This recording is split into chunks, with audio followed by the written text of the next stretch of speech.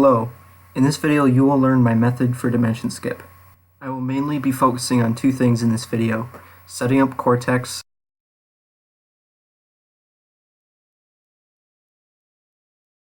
and hitting the invisible object. Let's start with setting up Cortex.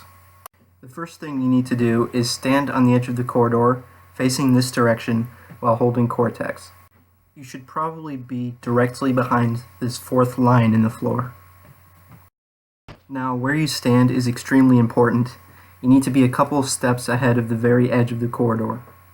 To do this, first get into position as close to the edge as you can, then inch a couple of steps forward like this. If you find an easier way to get to this position, go ahead and do it. As long as you are a couple steps in front of the edge, as I have shown, it will work. Now, throw Cortex. After throwing Cortex, you will walk forward into position to clip him into the corridor. This is the trickiest part of the skip. It is very difficult to see where you're supposed to stand. You can try to eyeball it, but good luck trying to find a reference for your position. All you have are the lines in the floor, which are not very helpful at all. But don't worry, I will tell you how to do it, and hopefully it will work for you.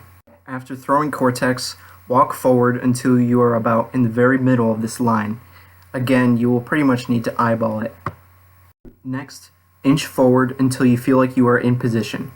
Then, turn Crash so his feet are parallel to the line like this. Hopefully, if you did this correctly, Cortex will clip into the corridor into a good position for the skip. Remember when I said inch forward until you feel like you are in position? I know it's not very specific, but this is pretty much the best explanation I can give. Watch my example videos for a better idea of what this position is. Basically, it's a little bit past the middle of this line. If you want a reference, I will give you two options that might help. The first option is to look at the distance between Crash and the end of this line from this angle. It should look about like this. The second option is to turn the camera like this and look at Crash's position on this line. He should be a little to the left of the middle, like this.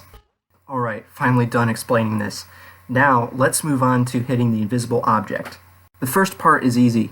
Simply walk into the cutscene directly behind Cortex. Don't worry about the exact position.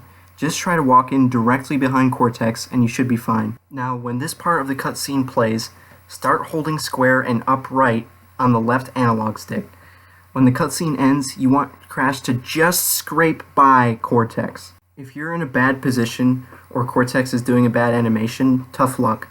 The best you can do is to hold the analog stick up and a little more to the right, and hope that you'll hit the spot. Don't hold the stick too far to the right, because then you will miss the spot.